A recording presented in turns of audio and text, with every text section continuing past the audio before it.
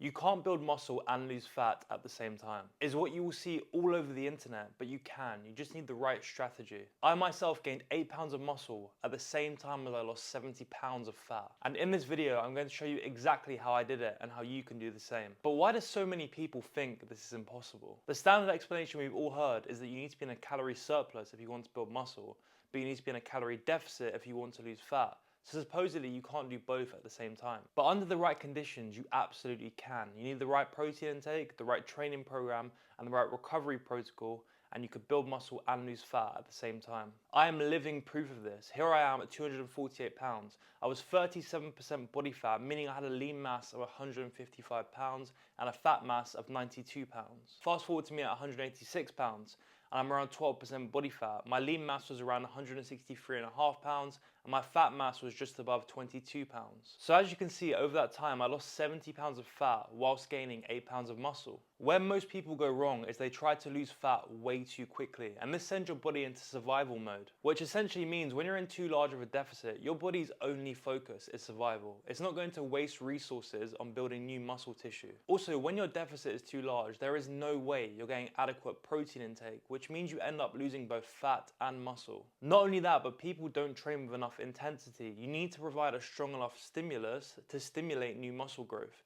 If you're not progressively overloading, even if you're getting adequate protein intake, there is no reason for your body to build new muscle. So how do you lose fat and build muscle at the same time? The truth is, body recomposition works best for 4 groups of people.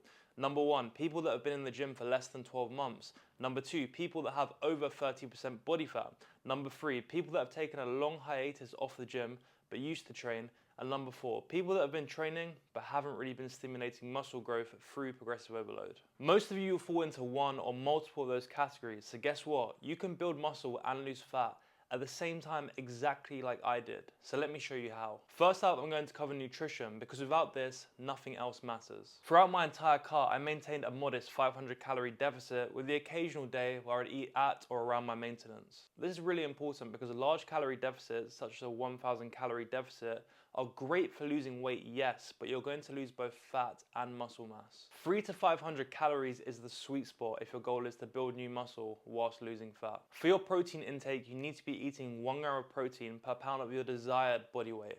So at the time, my desired body weight was 190 pounds, so therefore I ate 190 grams of protein per day.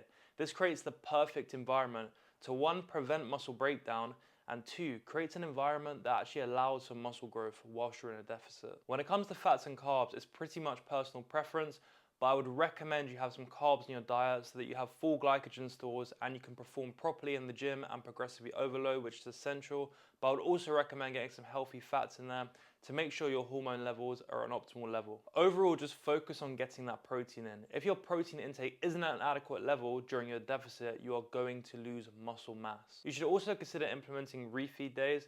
Personally, I did these once every 14 days where I would eat my maintenance calories instead of at a deficit. I would add the extra calories in via carbs. This way my glycogen stores would be full and I perform better at the gym. And it also gives you a much needed mental break, especially when you're doing longer deficits. When it comes to your training, I would recommend doing a 4-day upper lower split if your goal is to lose fat and build muscle at the same time, and that would look something like this. You're going to perform 3 sets of 8 to 12 reps for each exercise. I've also thrown in arms on the lower day, and yes, I know arms are part of the upper body, but it prevents you from doing too much volume on the upper days. The frequency of hitting each muscle group twice per week is absolutely essential, but that doesn't mean kill yourself with volume. You should be doing a maximum of 16 to 20 sets per muscle group each week. So if volume isn't the catalyst for muscle growth, then what is? One word: intensity. Every workout you need to be progressively overloading, which means adding more weight or reps up to a maximum of 12. This is going to stimulate your muscles to grow. The only problem is that when you're in a deficit, most people actually lose strength. So I'm going to give you a couple of strategies to make sure you can consistently progressively overload. If you can't add weight each week, you're going to do one of these 3 strategies: forced reps, partial reps, or drop sets. Forced reps work best here, but you're going to need a training partner in order to perform these properly.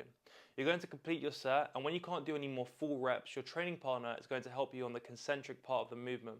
For example, on a bench press, that would be pushing up the bar. This is because you're actually 20% stronger on the eccentric part of the movement, which is the lowering. So your training partner is going to help you up, and then you're going to slowly lower it down. This is going to push you past the point of failure, and thus you're progressively overloading. If you don't have a training partner, I would recommend doing partial reps. And what these are is once you finish your set and you can't do any more full reps, we're going to do partial reps.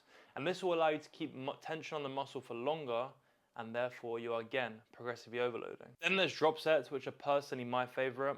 And what that basically means is on your last set, again, once you can't do any more full reps, you're going to drop your working weight by 20% and then do more reps with the lower weight until you can't do any more. You should also keep track of all of your workouts. Track everything. What exercise you did, how many sets, what weight, how many reps, if you did any forced reps, partial reps, or drop sets. And aim to improve every single session, whether that be by 1 pound or 1 partial rep. If you train like that consistently, you will stimulate new muscle growth, even in a deficit. Recovery is also absolutely crucial. Make sure you're getting a minimum of 7 hours of sleep per night, but aim for at least 8 when you can. Also, something that I still do, and I recommend to you, is every 6 weeks take a deload week.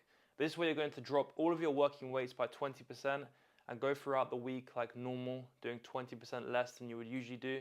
This is going to prevent overtraining and help you recover better. Okay, now on to the most debatable part of all of this, and that's supplements. Supplements are a bit of a weird one because some people swear by supplements, and those same supplements do absolutely nothing for other people. So I'm going to tell you what free supplements work best for me. Also, just keep in mind that most supplements are complete bullshit and a waste of money. The free supplements that I swear by and I still use every day today is creatine, whey protein, and vitamin D3. Creatine helps you add muscle size and strength because it draws water into your muscles.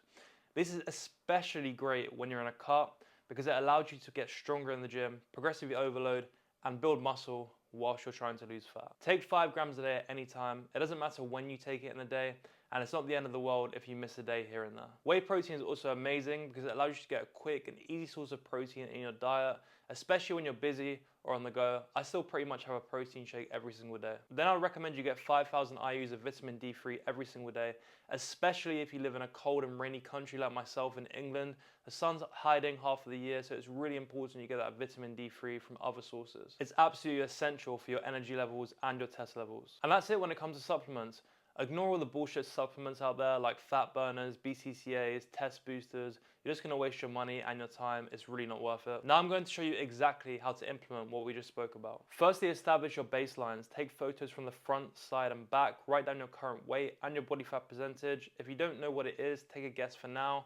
But invest in some calipers because these are going to be really important for tracking later down the line. Then calculate what your maintenance calories are and calculate what a 300 to 500 calorie deficit is for you. Then you're going to work out how much protein you need to eat. Remember, 1 gram of protein per day per pound of your desired body weight, not your current body weight. And finally, figure out what exercises you're going to include in your workout split. If you don't really know where to start, you can use the workout split that I gave you earlier. And that's pretty much all you need to do to get started. It's really simple and anyone can do it. Make sure you're tracking both your calorie and your protein intake as well as your workouts. Also, weigh yourself weekly, but remember, if you are doing this right, you may not lose 1 pound a week because you're going to be gaining muscle at the same time you're losing fat. So it's vital that you take weekly progress pictures to make sure you're on the right track. In terms of what to expect results-wise, if you follow this to a T, you're going to lose around 1 pound of body fat per week, and you're going to gain around half a pound of muscle per month, depending on your experience level and your genetics. Now that may not sound like a lot of muscle, but believe me, all of the people online that tell you that they gain 20 pounds of pure muscle mass per year, it's absolute bullshit.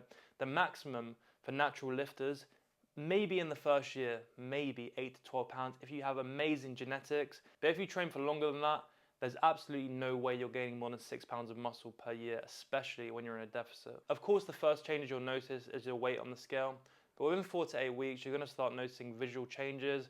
You're gonna start looking leaner, your face is gonna start slimming out, and you're gonna be feeling much better about yourself. Just follow this blueprint and your body composition will change really quickly. If you have any questions whatsoever, feel free to drop me a DM on Instagram, that'll be linked in the description. And if you want any help implementing this, or if you're interested in working with me one-on-one, click the link in the description, book a call with me, and we can have a quick chat. Other than that, leave a like, subscribe, and I'll see you in the next video.